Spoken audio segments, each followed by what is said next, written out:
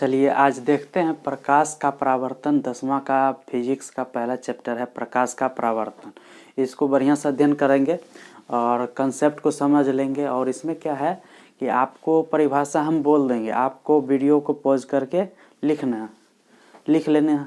और उसके बाद क्या है कि हम समझाते हुए चलते हैं। मेनली अगर लिखना रहेगा तो आप वीडियो पॉज करके लिख लीजिएगा। तो पहले है प्रकाश का परावर्तन। क्या है प्रकाश का परावर्तन? परावर्तन का मतलब समझते हैं, उससे पहले समझेंगे प्रकाश किसको कहते हैं। प्रकाश क्या है? जिससे आप किसी वस्तु को देख पाते हैं वही तो प्रकाश। जैसे कि सूर्य से निकलता है प्रकाश, वो देखते हैं। बिना प्रकाश के आप कोई भी वस्तु को देख ही नहीं पाते।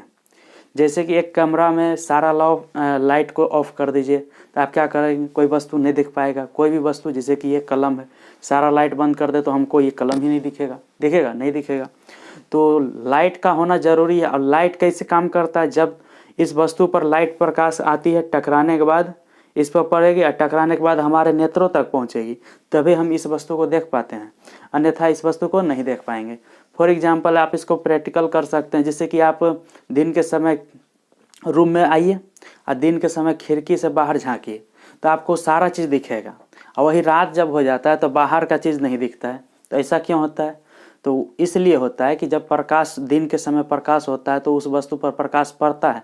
अब पड़ने के बाद वही टकराने के बाद हमारे नेत्रों तक पहुंचता है तो हम उस वस्तु को देख पाते हैं। और रात के समय ये घटना नहीं हो पाता है कि वहाँ पर प्रकाश ही नहीं पड़ेगा, टकरा कर हमारे नेत्रों तक नहीं पहुँच पाता है। और बढ़िया समझना है, आप रूम में क्या कीजिए, एक लाइट जलाइए। मान लीजिए 5 गो लाइट लगा हुआ है तो एक लाइट जलाइए। आप कोई अक्षर पढ़िए। अब उसको पढ़िएगा तो आपको स्पष्ट दिखेगा, मगर और 2 गो बल्ब जला लीजिए और स्पष्ट दिखने लगेगा। और 2 गो बल्ब जलाइए और स्पष्ट दिखेगा। मतलब क्या हुआ कि जितना प्रकाश आएगा, टकराएगा किसी वस्तु पर, टकराने के बाद हमारे नेत्रों तक पहुंचेगा, उतना ही स्पष्टता से हम किसी वस्तु को क्या कर सकते हैं? देख सकते हैं। बिल्कुल देख सकते हैं। तो यहाँ पर आपको ये आइडिया लग गया होगा, प्रकाश के माध्यम से ही हम किसी वस्तु को देख पाते हैं। प्रकाश एक तरह का क्या होता है? ऊर्जा होता है। ऊर्जा जिसमें काम करने की क्षमता होता है, कार्य करने की क्षमता को क्या कहते हैं? ऊर्जा कहते हैं। कार्य करने की क्षमता को ऊर्जा कहते हैं। तो यहाँ देखिए प्रकाश क्या है। प्रकाश के बारे में थोड़ा सा लिखिए। प्रकाश ऊर्जा का रूप है जिससे हम क्या करते हैं? देखते हैं। किसी वस्तु को देखने में मदद मिलता है। प्रकाश में क्या होता है? ऊष्मा होता है। जैसे जहाँ प्रकाश होगा वहाँ पर ऊष्मा होता है। जैसे आप बल्ब वगैरह जलते हुए छोड़ देते हैं, कुछ देर के बाद देखिएगा थोड़ा सा हीट हो जाएगा। और सूर्य के प्रकाश में वैसे भी देखते हैं, थोड़ा देर खड़ा रहिए आपको गर्मी लगने लगेगा। बिल्कुल गर्मी लगता है। ठंडा के दिन में गर्मी लगता है, सेकने के लिए जाता है कि वैसे गर्मी के दिन में भी गर्मी लगता है।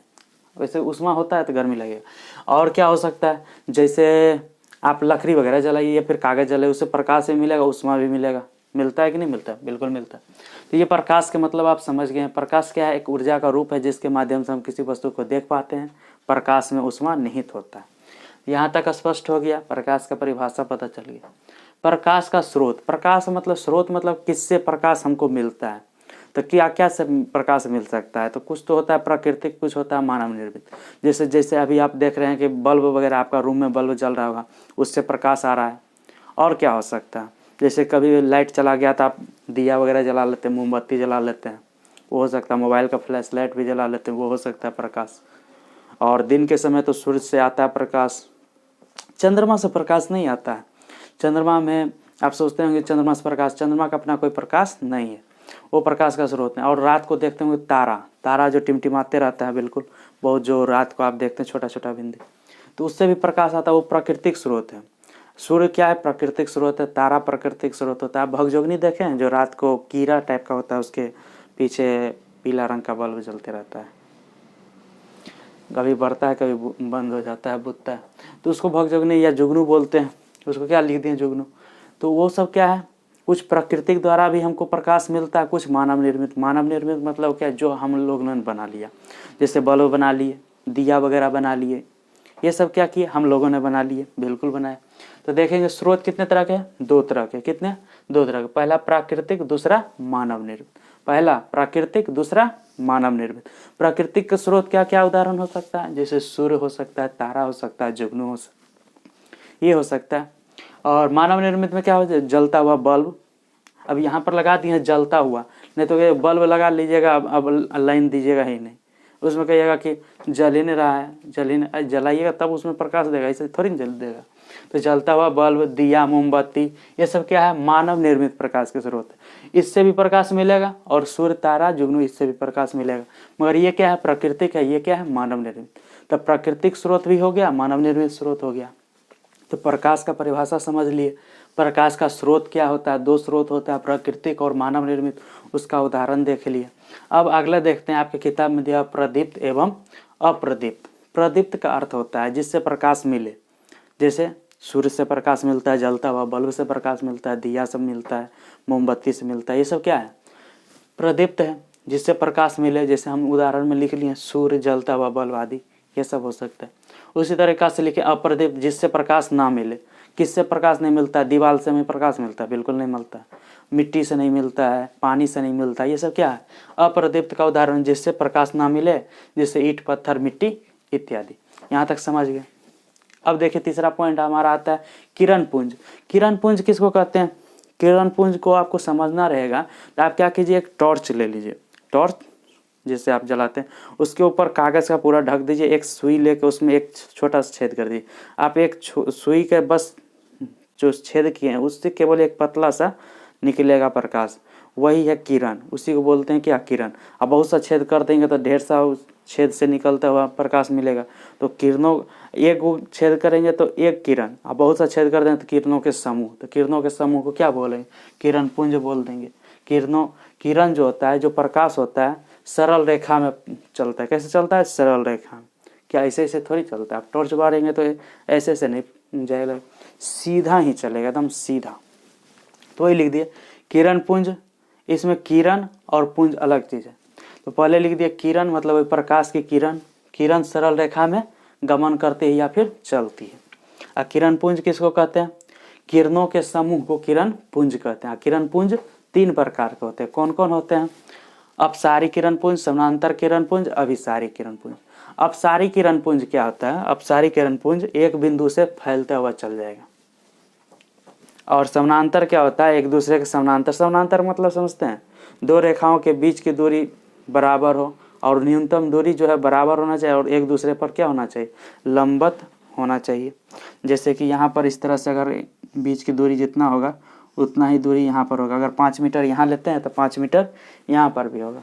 और ये रेखा दोनों पर क्या होगा, लंबवत, मतलब 90 डिग्री का कोण बनना चाहिए। तब कहेंगे कि पहली रेखा और दूसरी रेखा क्या है, एक दूसरे के समानांतर है।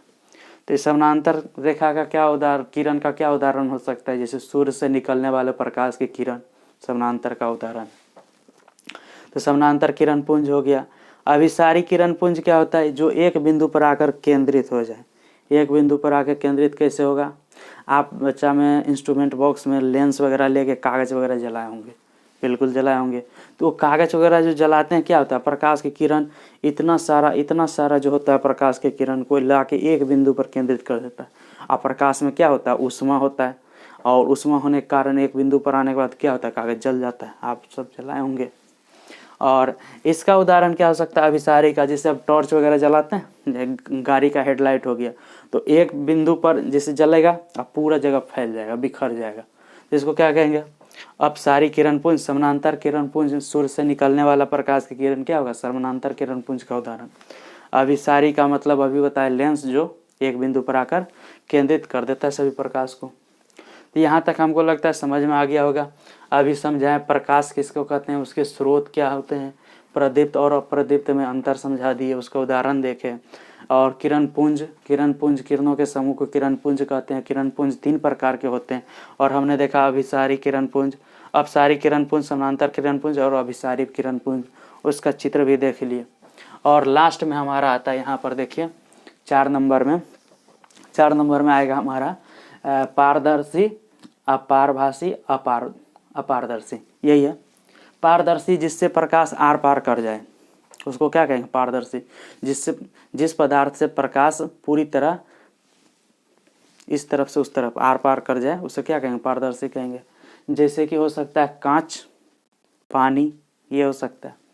पारभासी का अर्थ क्या है, जिस पदार्थ से प्रकाश अंशतः पार कर पाए, जिस पदार्थ से प्रकाश अंशतः पार कर पाए, उसे क्या कहेंगे, पारभासी। जैसे घिसा हुआ कांच, अब शीशा में तो जैसे आप मिठाई वगैरह आप जाते हैं खरीदने के लिए तो शीशा इस तरह से लगा जाता है कि उसमें प्रकाश आर पार चला जाए, और घिसा हुआ शीशा लगा देगा तो बढ़िया से तो दिखेगा नहीं, तो फिर ग्राहक आएगा नहीं आएगा।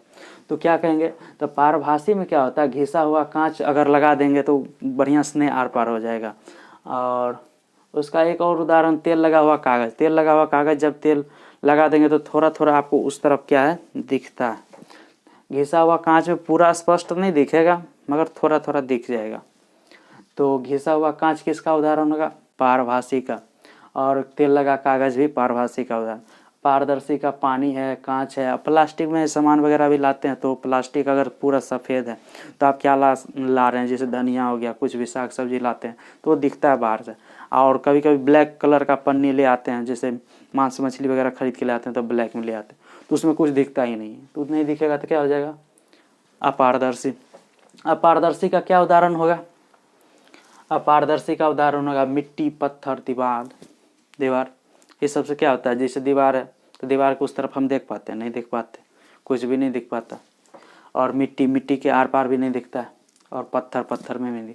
तो ये क्या हो गया, पारदर्शी। जिससे प्रकाश आर पार हो जाए उसे पारदर्शी कहते हैं। पारदर्शी का उदाहरण कांच होगा, पानी होगा। और पारभासी, जिससे प्रकाश अंशतः पार कर पाए उसे पारभासी कहते हैं। मतलब कि जितना मात्रा में प्रकाश पार करेगा उतना ही स्पष्टता से हम किसी वस्तु को देख पाते हैं। बस कंसेप्ट इतना है। और अपारदर्शी का मतलब मिट्टी, मतलब कि जिसमें प्रकाश अंशतः नहीं बिल्कुल भी पार न कर पाए उसे अपारदर्शी कहेंगे। उदाहरण के मिट्टी, पत्थर, दीवार इत्यादि। यहाँ तक आपको समझ में आ गया। 4 पॉइंट था। और पहला में प्रकाश समझे, उसके स्रोत समझे, और प्रदीप्त अप्रदीप्त के अंतर के बारे में समझ लिए उसको, और उसकी परिभाषा भी समझ ली। जिससे प्रकाश निकले उसे प्रदीप्त, और जिससे प्रकाश नहीं निकले उसे अप्रदीप्त। किरण पुंज और किरण, ये सारा समझिए। पारदर्शी, पारभासी, अपारदर्शी, यहाँ तक समझ में आ गया। इसके आगे हम समझाते हैं, देखिए।